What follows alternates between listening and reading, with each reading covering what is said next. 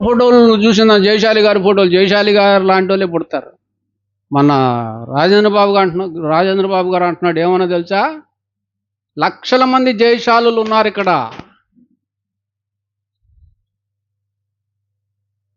ఎంతమంది ఉన్నారంట జయశాలులు? లక్షల మంది ఉన్నారు. ఆగండ్రా బాబు అంటే ఆగుతున్నారు. మేము చిటికేసి అన్నామంటే వచ్చి పడతారు, మీరు తట్టుకోలేరు. ఏందండి గనుక ఆమె చూలాలుగా ఉన్నప్పుడు ఇప్పుడు డాక్టర్లు కళ్ళు తెరిచి మంచి మంచి ఫోటోలు పెట్టుకోండి, మంచి మంచి సీనర్స్ పెట్టుకోండి. ఇది ఎప్పుడో చెప్పాడు యాకోబు. అర్థమైందండి? అంటే కడుపుతో ఉన్నప్పుడు ఎక్కువగా ఏమి చూస్తుందామా, అవే డెలివరీ అయితే. ఎక్కువగా భర్తను చూసిందనుకో, భర్త పోలికలతో పుడతాడు పుట్టేవాడు. కానీ పుట్టనీరే, ఎత్తుకెళ్ళిపోతారు. తల్లిదండ్రుల దగ్గర ఉంటుంది ఫస్ట్ కానుపుకి. తల్లి ముఖం ఎక్కువగా చూస్తుంది. అది గయ్యాలదనుకో, పుట్టేవాడు కూడా గయ్యాలోడు అవుతాడు. అది పనికి మాలిందనుకో, ఇల్లు పనికి మాలినోళ్ళు అవుతారు. లక్షణాలు వచ్చేస్తాయి, గుణాలు వచ్చేస్తాయి, రూపం ఒకటే కాదు. ఆ మామ ఎట్టాటోడో తెలీదు, అత్త ఎట్టాడదో తెలీదు, ఆ తోబుట్టులు ఎట్టాటోలో తెలీదు, ఆ మేనమామలు ఉంటారు కదా అన్నలు తమ్ములు, వాళ్ళు ఎట్టాటోలో తెలీదు. వాళ్ళు కూడా భక్తులైతే నో ప్రాబ్లం, వాళ్ళ పోలికలతో పుడతారు, మంచి భక్తి రూట్లో ఉంటారు వీళ్ళు కూడా. గనక చూలాల్ని భక్తుల మధ్యలో పెట్టండి, దేవుని బిడ్డల మధ్యలో పెట్టండి. దేవుని బిడ్డలు అనుకో ఎప్పుడు దైవికమైన మాటలే మాట్లాడుకుంటూ ఉంటారు, దైవికమైన పాటలే పాడుకుంటూ ఉంటారు, దేవుని గురించే డిస్కషన్ చేస్తుంటారు, వాక్యం గురించే మాట్లాడుకుంటూ ఉంటారు. ఇవన్నీ తల్లి అంటమే కాదు, తల్లి లోపల గర్భంలో ఉన్నటువంటి శిశువు కూడా వింటూ ఉంటుంది. దేవుని మాటలంటే చాలా ఇష్టం శిశువుకి, వింటూ ఉంటుంది. అందుకే పుట్టి పెద్దవగానే వాళ్ళు సేవ అనేటువంటి దృక్పథంతో ఉంటారు.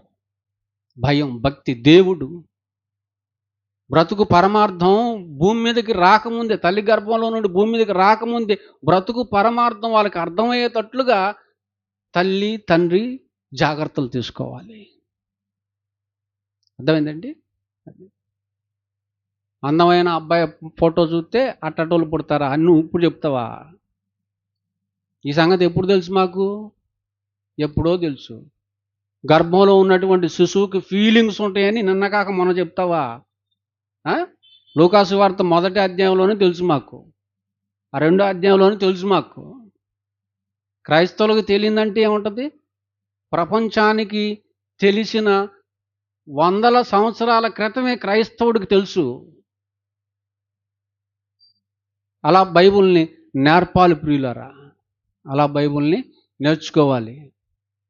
కనుక ఎక్కువగా దేవుని మాటలు, దేవుని పాటలు వినబడేటువంటి స్థలంలో ఆమెను ఉంచాలి. అదే మంచి వాతావరణం. దాన్ని మించినటువంటి మంచి వాతావరణం మరొకటి లేదు. ఏమండి? బలహీనంగా ఉన్నప్పుడు ఏమండి వాటిని పెట్టలేదంట, బలంగా ఉన్నప్పుడు పెట్టాడు. బలంగా ఉన్నాయంటే బలంగా మేపాడని అర్థం. కనుక మేపాలి నాయన. ఆమెను ఏం చేయాలి? బాగా మేపాలామని. చూలాలను ఏం చేయాలి? గర్భిణీ స్త్రీలను ఏం చేయాలి? బాగా మేపాలి. నేనన్నా డైట్ ఫాలో అవుతాను. డైట్ నీ దినం చెయ్య, డైట్ ఏంది? డైట్ ఫాలో అయితే చచ్చిద్ది. డైట్ లేదు, గీటు లేదు. ఏది తినాలనుకుంటుందో అది తినేయటమే, ఏది తాగాలనుకుంటుందో అది తాగేయటమే. మంచి మంచి మెడిసిన్ వాడాలా డాక్టర్ సలహాతో, మంచి మంచి ఆహారం పెట్టాలా. నాకు స్వీట్ పడదు, నాకు హాట్ పడదు, నాకు అది పడదు, ఏది పడదు, తొయ్యటమే, మొత్తం వేసేయటమే లోపల. ప్రపంచంలో ఎక్కడా లేని రుబ్బుడు మిషన్ ఉంది లోపల. చేపలను రుబ్బేస్తుంది, మాంసాన్ని రుబ్బేస్తుంది, నువ్వు ఎన్ని కూరగాయలు వేసినా రుబ్బేస్తుంది. ఎన్నాళ్ళ నుంచి రుబ్బుతుంది? ఏమండి? ఇప్పుడు నీ వయసు 40 సంవత్సరాలు అనుకో, 40 సంవత్సరాల నుంచి రుబ్బుతుంది మిషను. కనుక ఏం వేసినా రుబ్బి పడేస్తుంది అంతే. రుబ్బేస్తుంది. ఏ అవయవానికి, ఏ పార్ట్కి ఏ ఏ ఏ బలం కావాలో ఆ బలాన్ని పంపించేస్తుంటుంది. కనుక బలంగా మేపాలి, బలంగా ఉండాలి వాళ్ళు. ఎందుకు కనాలి కదండి వాళ్ళు. ఆపరేషన్ పడకూడదండి స్త్రీకి, ఆపరేషన్ పడకూడదు. ఆపరేషన్ పడిందా చాప్టర్ అయిపోయినట్టే. నేను ఎందుకు మూడో గర్భఫలానికి ఉంచలేదో తెలుసండి. నరకం అండి. వాళ్ళు నరకం అనుభవిస్తారు అంతే. నరకంతో పోరాడతారు అంతే. మరణంతో పోరాడతారు స్త్రీలు. బిడ్డని ప్రసవించేటప్పుడు వాళ్ళ శరీరంలో ఎన్ని నరాలు అయితే ఉన్నాయో అన్ని నరాలు బయటకు వచ్చేస్తాయి. నాలికలు కొరికేసుకునే వాళ్ళు ఉన్నారు, పెదాలు కొరికేసుకునే వాళ్ళు ఉన్నారు. వాళ్ళ నోటెమ్మట రక్తాలు కారుతుంటాయి కొంతమందికి. వాళ్ళు పెట్టే అరుపులు, కేకలు, ఒక ఎముక ఇరిగితేనే తట్టుకోలేమండి. 206 ఎముకలు ఇరిగిపోయినాయి అనుకోండి, ఎంత బాధ ఉంటుంది. అంత బాధ ఉంటుంది ప్రసవించే టైంలో. పురుషుడికి ఏం తెలీదు. వీడు సోఫాలో కూర్చొని వెయిటింగ్ చేస్తుంటాడు. ఏంది ఇంకా అవ్వలేదా? అరే అవి నీకొస్తే తెలుస్తుంది. నువ్వు ఫ్యాన్ కింద కూర్చుంటావు. ఏంది ఇంకా అవ్వలేదా? ఎప్పుడైద్ది? 10 నెలల నుంచి పడుతున్నా నీ బాధ, 9 నెలల నుంచి పడుతున్నా. ఇట్టాటి దరిద్రులు ఉన్నారు. వాళ్ళ గురించి చెప్పట్లేదండి నేను. మామూలు యాతన కాదండి. అందుకే జాన్సన్ అన్న అవన్నీ రీసెర్చ్ చేసి ఒక పాట రాశాడండి, నువ్వు పుట్టాకే తెలిసింది. ఆ పాట తీయండి, వీడియో సాంగ్ తీయండి, తీసి నాకు పంపండి. నువ్వు పుట్టాకే తెలిసింది ఓ తల్లి అనుభవం. ఆమె ప్రసవించే దగ్గర భర్త ఉన్నాడు అనుకోండి,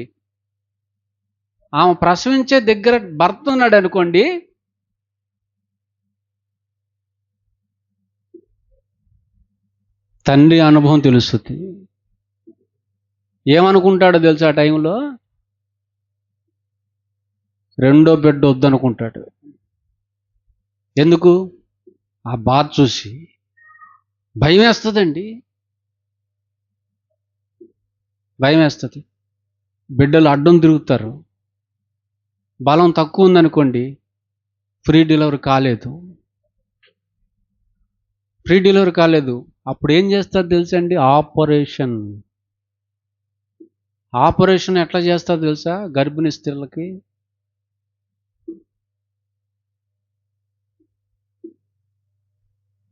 ఒక స్టూల్లో కాళ్ళు చేతులు ఇట్లా పెట్టించేసి కరెక్ట్గా వెన్ను పూసకిస్తాడు ఇంజెక్షన్. ఇంత పొడుగు ఉంటుంది సూది, గట్టిగా ఉంటుంది. మామూలు ఇక్కడ చేసేవి కాదు, పిర్రలకు చేసే, చేతులకు చేసేవి కాదు, గేదెలకు చేసే అంత ఉంటుంది సూది. ఆ సూదిని వెన్ను పూసలోకి దింపి మత్తిస్తాడు. ఆమెకి ఇక్కడ నుంచి అంతా తెలుస్తుంది, మెడ దగ్గర నుంచి అంతా తెలుస్తుంది, కింద ఏం జరుగుతుందో తెలియదు. కడుపు అంతా ఇక్కడ నుంచి అంత మొద్దు బారిపోద్ది అంతే. అప్పుడు కడుపుని కత్తితో కోస్తాడండి.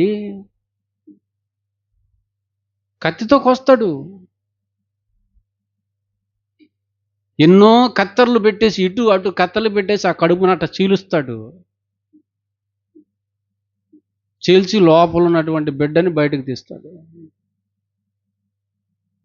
ఆ బిడ్డ క్యారీ బ్యాగులో ఉన్నట్టుగా ఉంటుంది. దేవుని గొప్పతనం అది. ఆ బిడ్డను తీసి పేగు కత్తిరించి మళ్ళీ ఆ పేగులన్నింటినీ యథాస్థితిలో పెట్టి, మళ్ళీ లోపల కుట్లు ఎన్ని కుట్లు పడతాయో ఆ తల్లికి.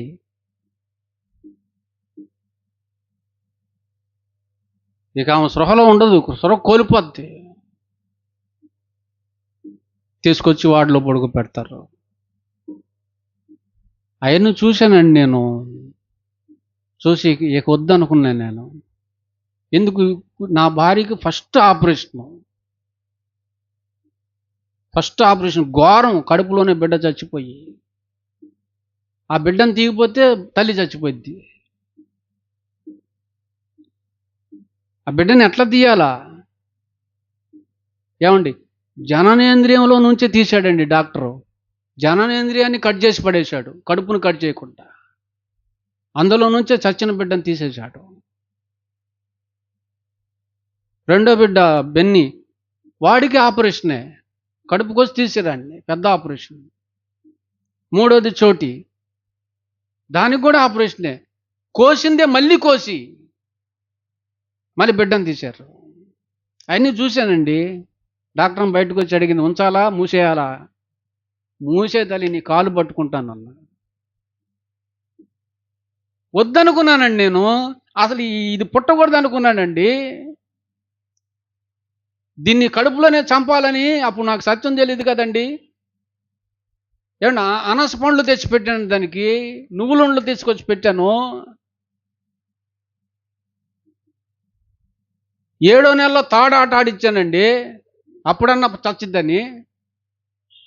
ఆడిందండి, షిప్పింగ్ ఆడిందండి, కబడ్డీ ఆడిచ్చానండి, కబడ్డీ కబడ్డీ కబడ్డీ కబడ్డీ. రేపు కంటదానంగా కూడా నైట్ కుటుంబ ప్రార్థనకు తీసుకెళ్ళా. హైదరాబాద్ ఎట్లుంటుంది కదా, అప్ అండ్ డౌన్లు ఉంటాయి రోడ్లు, కొండలు ఎక్కి దిగాల. అట్లా చేసిన సావలేదండి ఇది. ఎందుకు దేవుడిచ్చిన గర్భఫలాన్ని ఎందుకు చంపుకోవాలనుకున్నానండి నేను? నా భార్య పడే బాధ, వేదన, పునర్జన్మ.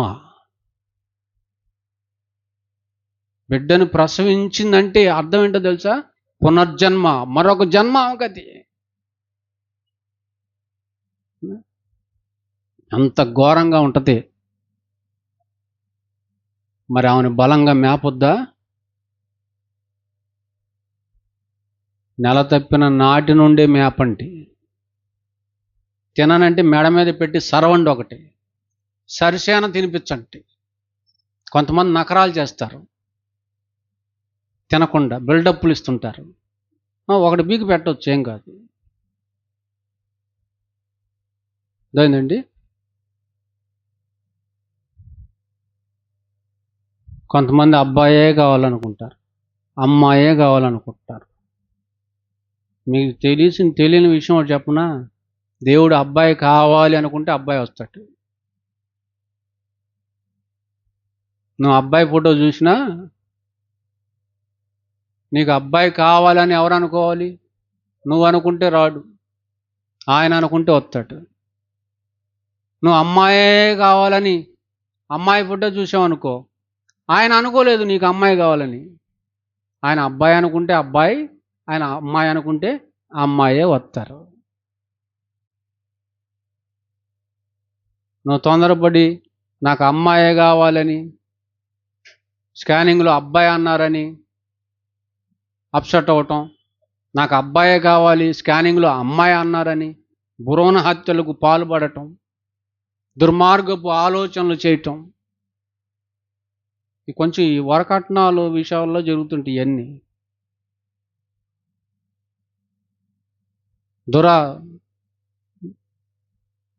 దాన్ని గవర్నమెంట్ ఒప్పుకోదు, ప్రభుత్వం ఒప్పుకోదు, ప్రభు కూడా ఒప్పుకోడు.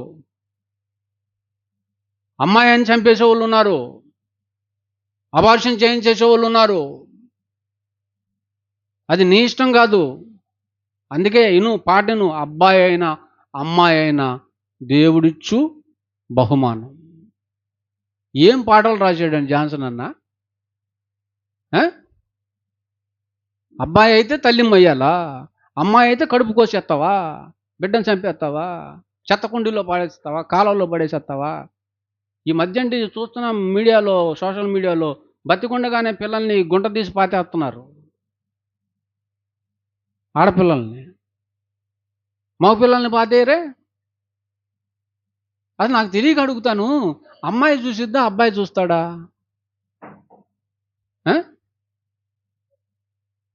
తల్లిదండ్రుల్ని అబ్బాయి చూస్తాడా అమ్మాయి చూసిద్దా? మాట్లాడరేంది? ఎవరు చూస్తారు?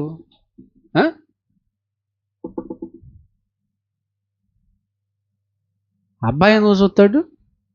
పెళ్ళం రాగానే తుర్రని వెళ్ళిపోతాడు. 6 నెలలకు సంవత్సరానికో జంపు ఆడు చూడ్డు. వాడికి చూసే మనసు ఉంటుంది కానీ నాకు పెట్టాలనే ఉందమ్మా కానీ అది ఒప్పుకోవట్లేదే, దాంది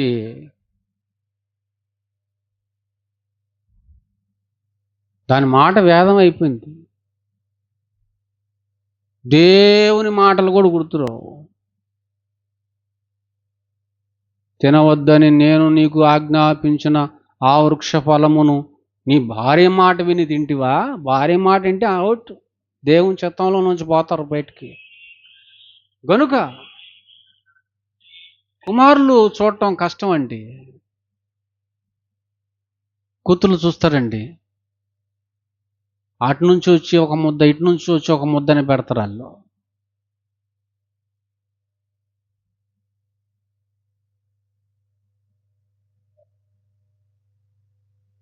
కానీ దేవుణ్ణి కలిగిన వాడు, దేవుణ్ణి అధికంగా ప్రేమించేవాడు అందరికీ న్యాయం చేస్తాడు. సామర్థ్యం కలిగిన జ్ఞానవంతులు మాత్రమే బ్యాలెన్స్గా ప్రేమను పంచగలరు, సమానంగా ప్రేమను పంచగలరు. దాన్ని ప్రియులరా, గనక ఆడపిల్లల్ని బతకనియాలి, వాళ్ళని బతకనియాలి, చక్కగా బతకనియాలి. కనుక నాకు అమ్మాయే కావాలి అనుకుంటే అమ్మాయి పుట్టకపోవచ్చు. అబ్బాయే కావాలి, నాకు అమ్మాయి వద్దు అని నువ్వు అనుకుంటే ఆయన కావాలనుకున్నాడు అనుకో, నువ్వు వద్దనుకున్న అమ్మాయే పుడుతుంది. ఆ బహుమానాలను పొందిన మీరు ఏమవుతున్నారు? శ్రీమంతులు అవుతున్నారు, భాగ్యవంతులు అవుతున్నారు, భాగ్యవంతులు అవుతున్నారు. ఇవి దృష్టిలో పెట్టుకొని చెయ్యండి. ఏమంతం? నో నో నో నో, భాగ్యవంతం. ఏవంతం? భాగ్యవంతం. శ్రీమంతునిలో నుండి వచ్చింది ఏమంతం? అది చేయండి. ఎట్ట చేయండి? బాగా చేయండి. కనుక జాగ్రత్తలు తీసుకోండి, జాగ్రత్తలు. ఆరోగ్యంగా ఉంచండి, ప్రత్యేకంగా ఉంచండి, ప్రత్యేకంగా చూడండి, మంచి ఆహారాన్ని ఇవ్వండి. అప్పుడే ఆరోగ్యంగా బలంగా పుడతారు పిల్లలు, మంచిగా పుడతారు, లోపం లేనివారిగా పుడతారు, అందంగా పుడతారు. అట్ట కాకుండా పట్టించుకోలేదనుకోండి,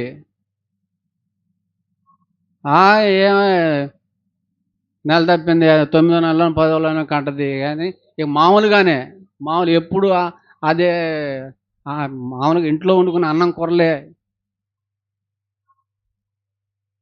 ప్రత్యేకంగా ఉండాలంతా. పిల్లలు లోపాలతో పుట్టకూడదు. ఎందుకు? ఈ కాలంలో లోపాలతోనే పుడతారు. ఎందుకు? అంత పొల్యూట్ అయిపోయింది, ప్రకృతి బాగలేదు, పీల్చే గాలి బాగలేదు, అంత విషంతో అయిపోయింది, కల్తీ అయిపోయింది, కాలుష్యం అయిపోయింది. గర్భవతి కాగానే తీసుకోవాల్సిన జాగ్రత్తలు తీసుకోకపోతే లోపం కలిగిన పిల్లలు పుట్టచ్చు. కనుక టీకాలు వేసుకోవాలి. టీకాలు వేస్తారు గర్భిణీ స్త్రీకి. ఎందుకు? పుట్టే పిల్లలు పోలియోతో పుడతారు, అట్లా పుట్టకుండా ఉండటానికి టీకాలు వేస్తారు. అవన్నీ చేయాల్సినవన్నీ చేసుకోవాలి. దేవుడే ఇచ్చాడు, ఆయన చూసుకుంటాడు అనుకుంటారు చాలామంది. ఆయన ఇస్తాడు, కానీ ఎవరు చూసుకోవాలా? మీరు చూసుకోవాలా. ఆయన ఇస్తాడంతే, కానీ ఆమెకు కావాల్సిన ఆ పిండానికి కావాల్సిన ఎవరు సప్లై చేయాలా? మీరు సప్లై చేయాలి, శ్రద్ధతో. స్థలం కొన్నావు, అక్కడ ఇల్లు కట్టాలనుకున్నావు, బ్రహ్మాండం కట్టాలనుకున్నావు, అందంగా కట్టాలనుకున్నావు, బలంగా కట్టాలనుకున్నావు, ఇంజనీర్ని పిలిచావు, కాంట్రాక్టర్ని పిలిచావు, మేస్త్రులను పిలిచావు, పని వాళ్ళని పిలిచావు, అందరు వచ్చారు, వచ్చిన వాళ్ళకి ఏమి ఇవ్వాలి నువ్వు?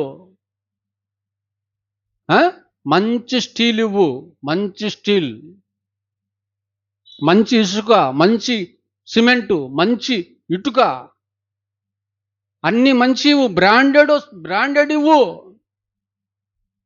అప్పుడు వాటితో వాళ్ళు కట్టారనుకోండి, ఇల్లు అందంగా తయారవుతుంది, బలంగా తయారవుతుంది, గొప్పగా తయారవుతుంది. నువ్వు అన్నీ సెకండ్ హ్యాండ్ ఇచ్చావు అనుకో, అండి పునాదేసి కడితే ఇల్లు ఎట్లుంటుందండి? వాన కురిసినా, వరదలు వచ్చినా, గాలి ఇసిరా ఇంటి మీద కొట్టినా అది పడతావు. ఏ పునాది లేకుండా ఇసుక మీద కడితే చిన్న గాలి వస్తే పడిపోద్ది. కనుక ఇల్లు కట్టే పని దేవుందే, కానీ మెటీరియల్ సప్లై చేసే పని ఎవరిది? మంచి ఫ్రూట్స్ పెట్టు, మంచి బలం వచ్చి పిండొంటలు పెట్టు, మంచి మందులు పెట్టు, ఇవ్వు, మంచి వాతావరణాన్ని కల్పించు. ఇవన్నీ స్టార్టింగ్ నుంచే చేయాలి, ఆమె డెలివరీ అయిపోయే వరకు. ఇది ఒకదానికి చేస్తే కుదరదు, ఏదో ఒక డెలివరీకి చేస్తే కుదరదు, మొదటి దానికి చేస్తే కుదరదు. ఎందుకు? ప్రతి డెలివరీ అపురూపమైంది, అద్భుతమైంది. ప్రతిసారి అదే ఉంటుంది కదా, అదే రిపీట్ అవుతుంటుందా? ప్రతిసారి వాళ్ళని మనం అలాగే చూసుకోవాలని దేవుని వాక్యం సెలవిస్తూ ఉంది. ఏంటండి కుంటోడు పుట్టాడు, ఏంటండి గుడ్డోలు పుట్టారు, మరి పుడతారు. మరి నువ్వు తీసుకోవాల్సిన జాగ్రత్తలు ఏం తీసుకోలేదు, ఇవ్వాల్సిన మెటీరియల్ ఏమీ ఇవ్వలేదు, మరి ఇల్లు అట్నే తయారైద్ది. కనుక దేవుడు కట్టేటువంటి ఇల్లు మంచిగా గొప్పగా తయారవ్వాలంటే నువ్వు చేయాల్సింది నువ్వు ఖచ్చితంగా చేసి తీరాలని గుర్తుపెట్టుకోవాలన్నమాట. ఇవ్వాల్సినవన్నీ ఆమెకి సకాలంలో ఇస్తూ ఉండాలని గుర్తుపెట్టుకుంటే అర్థమైందా? ఆదికాండం పుట్టిన తర్వాత మళ్ళీ ఇంకొక బాధ్యత. ఆదికాండం 18-19 చూడండి, ఒక 2 వచనాలు ఉన్నాయి, చదివితే కాక ప్రార్థన చేస్తున్నాను. 18-19. పుట్టకముందే అబ్రహాం ఏమనుకుంటున్నాడో నువ్వు అలా అనుకోవాలి. ఏం చెప్తున్నాడు దేవుడు? ఏం చెప్తున్నాడు? తన తరువాత తన పిల్లలు, తన ఇంటివారు నీతి న్యాయములు జరిగించాలి. నా ఇంటివారు, నా పిల్లలు ఏం జరిగించాలి? అప్పటికి లేరు, అప్పటికి ఉన్నారు పిల్లలు. ఏమండి? అంటే రాకముందే ఒక ప్రణాళిక. దేవుడు నాకు పిల్లల్ని ఇస్తాడు, గర్భఫలాలను ఇస్తాడు. ఇచ్చాడంటే ఆ పిల్లల్ని ఏం చేయాలా? ఎలా పెంచాలి? నేను నీతిలోను న్యాయములోను, నీతి న్యాయములను, దేవుని నీతి న్యాయములను వారు అనుసరించేటట్లుగా, దేవుని యొక్క మార్గాన్ని, యెహోవా మార్గాన్ని గైకొనాలంటే మీరు దేవుని మార్గంలోనే నడవాలా. దేవుని చెప్పే సంగతులన్నీ గైకొనాలా. నీతిగా, న్యాయంగా మీరు దేవుని కోసం బ్రతకాలా అన్న బోధ నా పిల్లలకి నేను చేస్తాను, నా పిల్లల్ని అలాగే పెంచుతాను, ఇంకెవరు లేరు అని పుట్టకముందే ఒక ప్రణాళిక వేసుకుంటున్నాడు తండ్రి అబ్రహాం గారు. ఏమండి? అలా అనుకున్నారా? మీకు పిల్లలు పుట్టకముందు ఇలా అనుకున్నారా? ఏం తెలీదు, అసలు పిల్లల విలువే తెలీదు, గాలికి వదిలేశారు పిల్లల్ని. ఏంటి మీ అబ్బాయి రాలేదండి ప్రార్థనకి? వాడికి ఎగ్జామ్ ఉందిలేండి. అప్పుడు ఆడేమనుకుంటాడు? ఎగ్జామ్ ఉంటే దేవుణ్ణి కూడా పక్కన పడేయవచ్చు అన్నమాట. అంటే దేవుని కంటే ఏది ఎక్కువ? అది ఫిక్స్ అయిపోతుంది. అంటే నీకు తెలిసే ఏ మార్గంలోకి పంపేవాడిని? నాశనం అయిపోయే మార్గంలోనికి పంపించేసావు. దేవుడెవరు? సృష్టికర్త, నిన్ను పుట్టించినవాడు, నీకు సమస్తాన్ని అనుగ్రహిస్తున్నవాడు, నీకు ఈ జీవితాన్ని, బ్రతుకునిచ్చింది ఆయన కోసం బతకాలి. ఆయన పని ఉంది నీకు, నువ్వు ఆయన నుండే వచ్చావు. నా గొప్పతనం ఏమి లేదు, మీ నాన్న గొప్పతనం ఏమి లేదు, ఎవరి గొప్పతనం లేదు, ఆయన గొప్పతనమే అంతా. నువ్వు ఆయన కోసం బతకాలి, ఆయన కోసం అనేకుల్ని బతికించాలి, ఆయన సేవ చేయాలి, ఆయన రుణం తెచ్చుకోవాలి. నువ్వు చావాలి, తిరిగి మళ్ళీ ఆయన దగ్గరికే వెళ్ళిపోవాలి.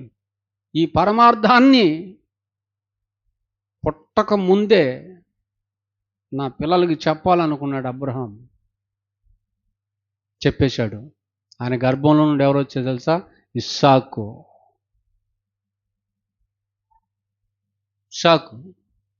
యాకోబు. దేవుడు ఏమంటాడు తెలుసా? నేను అబ్రహాము దేవుణ్ణి. అయ్యా, నువ్వు ఇంకెవరు దేవుడిగా కాదు, నేను అబ్రహాము దేవుణ్ణి, ఇస్సాకు దేవుణ్ణి. ఇస్సాకు ఎవరు? అబ్రహాం కొడుకు. యాకోబు దేవుణ్ణి. యాకోబు ఎవరు? ఇస్సాకు కొడుకు. తండ్రి ఏమనుకున్నాడు? కుమారుడు అది అనుకోడా? తండ్రి మంచి మార్గంలో పెంచాలనుకున్నాడు, పెంచాడు. అదే మార్గంలో పెరిగినటువంటి ఇస్సాకు గర్భంలో నుంచి యాకోబు, ఇశ్రాయేలు, దేవుని చేత ఆశీర్వదింపబడిన వాడు వచ్చాడు. అదైందండి. కీర్తనలు 127:4. 127:4. యవ్వన కాలమందు పుట్టిన కుమారులు. అంటే పెళ్ళి ఎప్పుడు చేసుకోవాలి చెప్తున్నాడు. అదే పెళ్ళి కూడా ఎప్పుడు చేసుకోవాలి? యవ్వన కాలం ముందు చేసుకోవాలి. యవ్వన కాలం ముందు సెటిల్ అయినాక చేసుకుంటానని 40 ఏళ్ల దాకా ఆగింది ఒక ఆమె. అది సెటిల్ అయింది లేదు, ఈలోపు పెట్టొచ్చింది.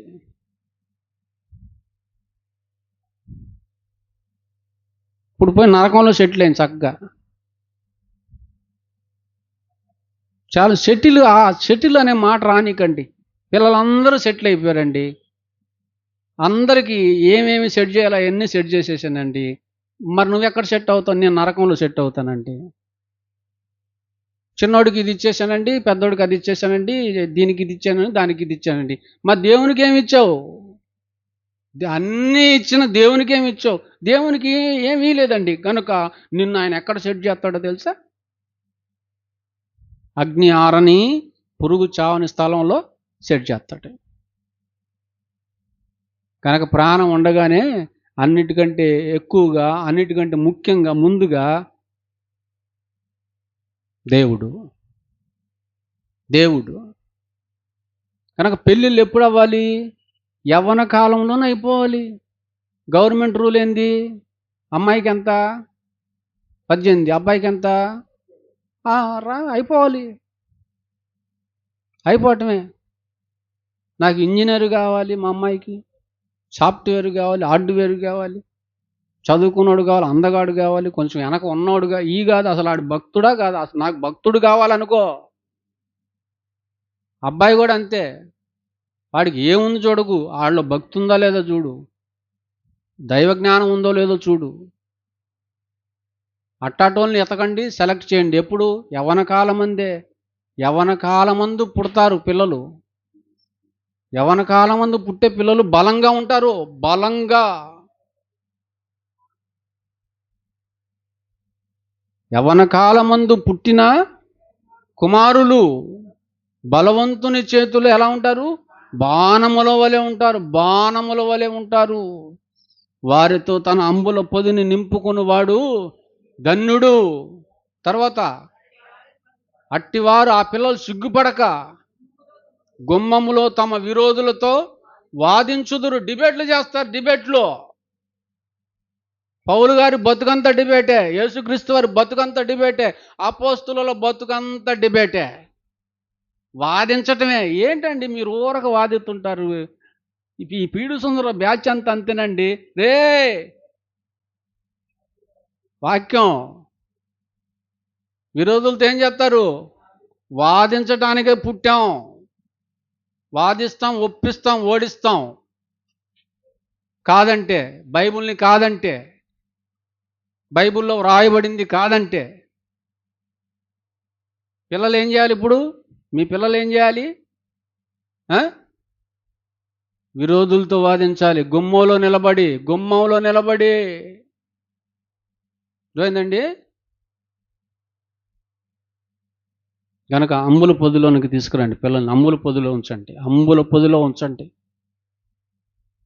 అంబుల పొదిలో ఉండాలి పిల్లలు. ఎవరు? బాణాలు ఎక్కడ ఉండాలి? ఆ బాణాలు ఏడుండాలి? అంబుల పొదిలో ఉండాలి. అంబుల పొది అంటే సంఘం, సత్యం ఉన్న సంఘం, బుడబొక్కల సంఘం కాదు, సత్యం ఉన్న సంఘం. దేవుడు మిమ్మల్ని దీవిస్తాడు, ఆశీర్వదిస్తాడు. ఎప్పుడు ఇదే గోల. మహాజ్ఞానం ఉండదు, పరమార్థాలు ఏం చెప్పరు. మీ జేబులు ఖాళీ అవ్వాలా, మా జేబులు నిండాలా? అన్ని ఆశలు పెట్టే బోధలే, ఆలోచనాత్మకమైన బోధలు ఉంటాయి. కనుక అంబుల పొదిలో ఉండాలి. సత్యం ఎక్కడైతే ఉంటుందో అదే అంబుల పొది, అక్కడ ఉండాలి పిల్లలు. వాళ్ళు బలవంతుడైన దేవుని చేతులు ఎలా ఉంటారు? బాణాల వలె ఉంటారు. ఇప్పుడు జయశాలి గారి దగ్గర బాణాలు ఉన్నాయి, అన్ని బాణాలు. జన్మపాపం ఉందంటున్నాడు ఒకడు, వాడి మీదకి వేసాడు ఒక బాణాన్ని. ఉపేంద్ర అన్న ఒక బాణం వదిలాడు, వెళ్ళి తుక్కు ఓడిచ్చొచ్చాడు, మట్టి కరిపించొచ్చాడండి. అర్థమైందండి. ముగ్గురు ఒకటి అంటున్నాడు. సంతోషాన్న బాణం వేశాడు. అట్లా ఎవడైతే బైబిల్కి వ్యతిరేకంగా మాట్లాడతాడో వాడి కోసం ఉంది బాణం ఆయన అంబుల పొదిలో. అన్ని బాణాలు ఉన్నాయి ఆయన దగ్గర. 66 పుస్తకాల బైబిల్కి 66 బాణాలు పెట్టుకున్నాడు ఆయన. ఎవడు ఏ పుస్తకం జోలికి వస్తే ఆ పుస్తకానికి సంబంధించిన బాణం తెస్తాడు, వేస్తాడు ఆడికి. అంతే, కుయ్యో మొర్రో. అర్థమైందండి.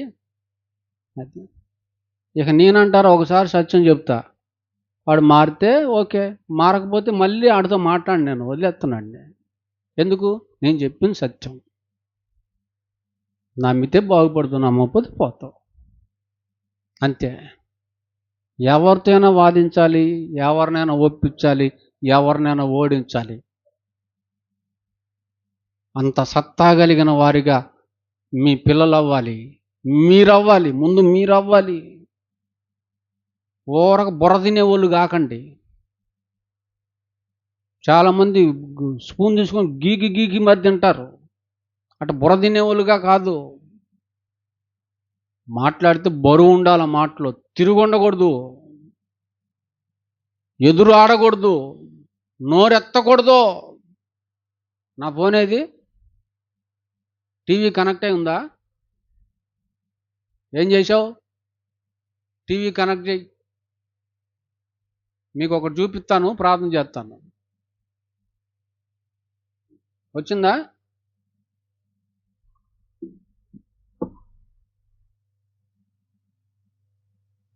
మీకు పెట్టా, గ్రూపులో పెట్టా.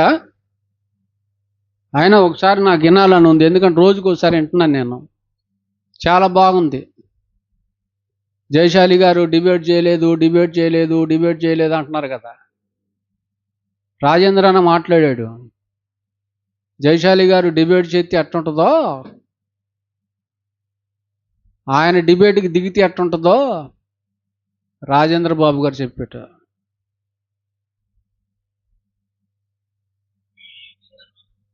జైశాలి గారు చేసిన డిబేట్, ఎదుటి వ్యక్తి ఐజక్ అనే వ్యక్తి అరగంట మాట్లాడాడని ముందు అతనికి ఛాయిస్ ఇచ్చారు. ఆయన డిబేట్ చేస్తే ఆ డిబేట్లో నేను పాల్గొన్నాను. అది ఎక్కడో కాదు, మనకు దగ్గరలో చింతలమూరు అనే ప్రాంతంలో. అప్పుడు జయశాలి గారికి సమయం ఇచ్చారు. నేను నిజంగా ప్రత్యక్షంగా చూశానండి. 2 minutes అతను అరగంట మాట్లాడింది, 2 నిమిషాలు మాట్లాడారు. తండ్రి గారు వాడి వణుకు పుట్టేసింది, ఒళ్ళంతా చెమటలు వచ్చేసినాయి, గజ్జ వణుకుపోతున్నాడు. ఇంకా మరో మాట మాట్లాడటానికి అతని నోటి నుండి రాలేదు. ఖచ్చితంగా ఒప్పుకోవాలి, అక్కడ నాది తప్పే అని ఒప్పుకోవాలి, ఒప్పుకునే పరిస్థితి అక్కడ. డాడీ మమ్మల్ని పిలిచి అన్నారు, నాయన వేదిక మీద చచ్చిపోడు అనుకో, మనకు ప్రమాదం రా, వదిలిపెట్టేయండి నాయన. నేను ప్రారంభం నుంచి ఉన్నవాడిని, ప్రత్యేక లేదు. అతను అరగంట మాట ఛాయిస్ ఇచ్చారు. ఆయన డిబేట్ చేస్తే ఆ డిబేట్ లో నేను పాల్గొన్నాను. అది ఎక్కడో కాదు, జైసల్ గారు చేసిన డిబేట్ ఎదుట వ్యక్తి ఐజక్ అనే వ్యక్తి. విన్నారా? ఇంకోటి ఏనండి, చెప్తున్నాను, నిజంగా చెప్తున్నాను. పిడి సుందర్రావు గారు చెప్పిన బోధ అద్భుతం, నిజం.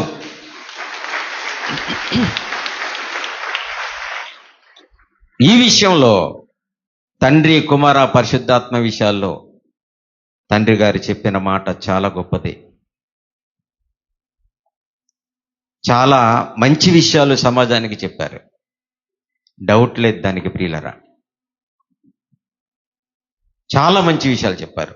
ఈరోజు మేము తమ్ముళ్ళు ఇంత చక్కగా సమాజంలో కనపడుతున్న మాట చాలా గొప్పది. చాలా మంచి విషయాలు సమాజానికి చెప్పారు, డౌట్ లేదు దానికి ప్రియులరా. చాలా మంచి విషయాలు చెప్పారు. ఈరోజు మేము తమ్ముళ్ళు ఇంత చక్కగా సమాజంలో కనపడుతూ వాక్యాలు చెప్తున్నామంటే ప్రాథమికంగా ఆయన చెప్పినవన్నీ విన్నాం, మా సొంత పరిశోధనలు చేశాం, చూసాం. వాక్యాన్ని అబద్ధం చెప్తే పరలోకం వెళ్ళమని తెలుసు, భయం. దేవుని బిడ్డలారా, అందుకనే కంగారు పడకండి. వింటారా? కంగారు పడకండి.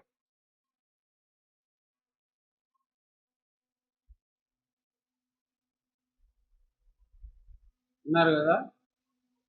అది తండ్రి గారు. ఒక్కొక్కరికి 25 సంవత్సరాల అనుభవం ఉన్న సేవకులు.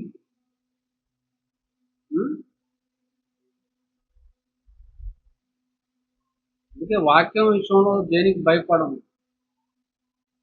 అంత పర్ఫెక్ట్గా నేర్చుకున్నాం, అంత పర్ఫెక్ట్గా దేవుని కోసం బతకాలి. మరి నేను బతుకుతున్నా, మీరు బతకాలి. లేదండి, నేను ఎక్కడ రాజీ పడకుండా బతుకుతున్నా. దేవుడు నాకు ఇచ్చినటువంటి గర్భఫలాలు కూడా అలాగే బతకాలి, నాలాగే బతకాలి.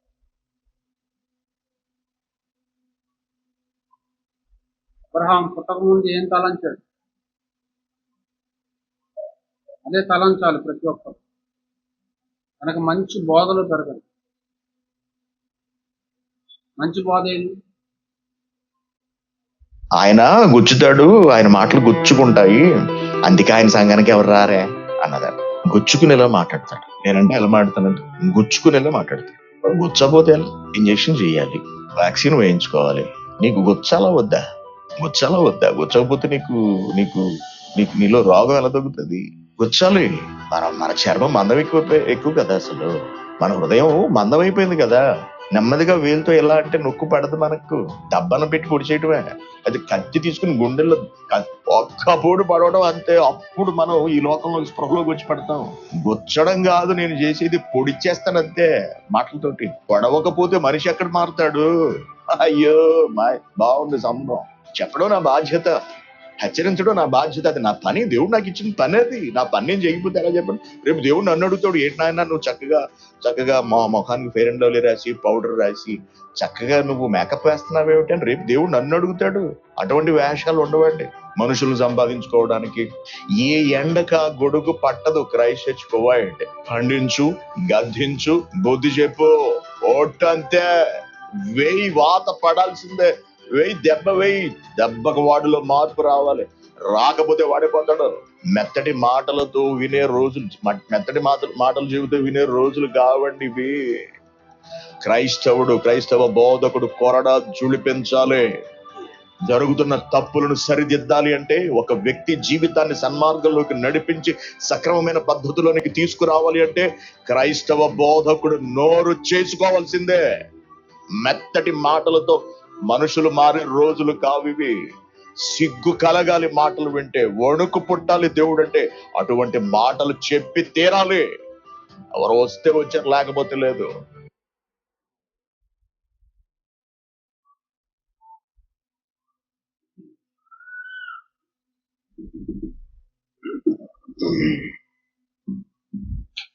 ఏం చేయాలి? ఇంజక్షన్ కాదట, పొడిచిపడాలి.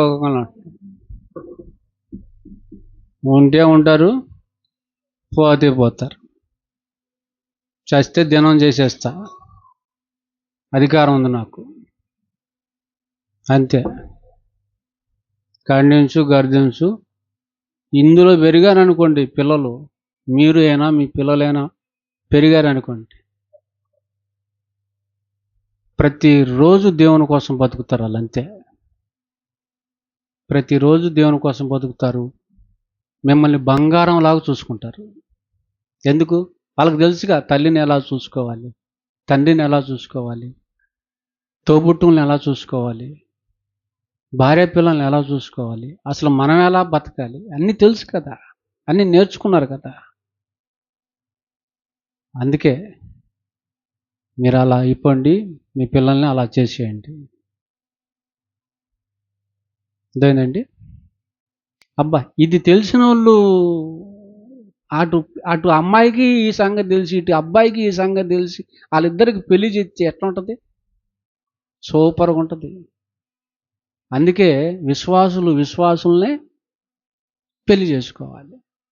మీరు అవిశ్వాసులతో జోడుగా ఉండదు. గనక తీసుకోవాల్సిన జాగ్రత్తలన్నీ తీసుకోండి. పుట్టేశారుగా, పుట్టినాక కూడా జాగ్రత్తలు తీసుకోవాల్సిన జాగ్రత్తలు తీసుకోండి. ఎందుకు? గర్భఫలాలు ఆయన ఇచ్చు బహుమానాలు. మిమ్మల్ని ఎలా చేశాడు ఆయన? భాగ్యవంతులుగా, శ్రీమంతులుగా చేశాడు. ఆ దేవుని ఎడల కృతజ్ఞత కలిగి బతకండి. ఆయన రుణం తీర్చుకునే పనులు ఎక్కువగా చేయండి. లేచి నిలబడండి.